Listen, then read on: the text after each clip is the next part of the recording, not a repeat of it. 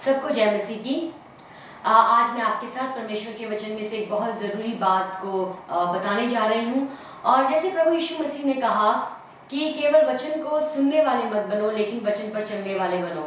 हमारे लिए बहुत ज़रूरी है हम परमेश्वर के वचन पर चलने वाले हों, क्योंकि अगर हम सुनते हैं और प्रभु के वचन पर नहीं चलते, हम अपने आप को धोखा देते हैं। लेकिन अगर हम प्रभु के वचन को सुनते हैं और उस पर चलना शुरू करते हैं, हम कई आशीषों को अपने जीवन में देखेंगे, जिनके बारे में हम नीति वचन उसका 4 अध्याय और उसकी 10 आयत में पढ़ेंगे।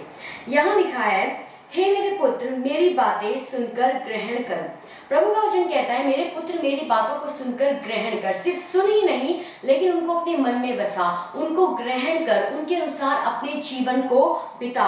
और तब क्या होगा? तब तू बहुत वर्ष तक जीवित रहेगा। जब हम परमेश्वर के वचन को ग्रहण करते हैं अपने हृदय में और अपने जीवन को उसके अनुसार चलाते हैं, परमेश्वर हमें लंबी आयु से आशीषित करते हैं। और आगे 11वीं आयत में लिखा है, मैंने तुझे बुद्धि का मार्ग बताया है और सिधाई के पथ पर चलाया है।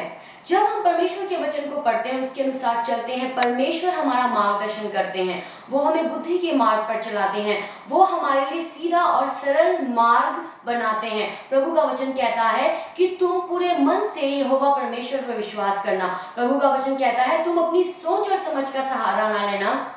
प्रभु का वचन कहता है, जो भी कुछ तुम करते हो उसको परमेश्वर के हाथों में सौंप दो और वो तुम्हारे लिए सीधा और सरल मार्ग निकालेंगे। तो दूसरी बात, जब हम प्रभु के वचन पे चलते हैं, परमेश्वर हमारे लिए सीधा मार्ग निकालते हैं, हमारे लिए हर मार्ग को वो सीधा कर देते हैं। आगे 12वीं आयत में लिखा है, चलने में तुझे रोक टोक ना होगी। तीसरी बात, जब हम प्रभु के वचन में चलते हैं, प्रभु के वचन के अनुसार अपने जीवन को बिताते हैं, पहले प्रभु हमारा मार्गदर्शन करते हैं और आगे हमारे चलने में हमें कोई भी रोक टोक नहीं होती है। आगे लिखा है, और चाहे तू दौड़े तो भी ठोकर ना खाएगा। हम अपने जीवन में जब आगे बढ़ते हैं, परमेश्वर के वचन को लेते हुए, प्रभु के अनुसार अपने जीवन को बिताते हुए, परमेश्वर हमारे जीवन में से हर बाधा को दूर करते हैं।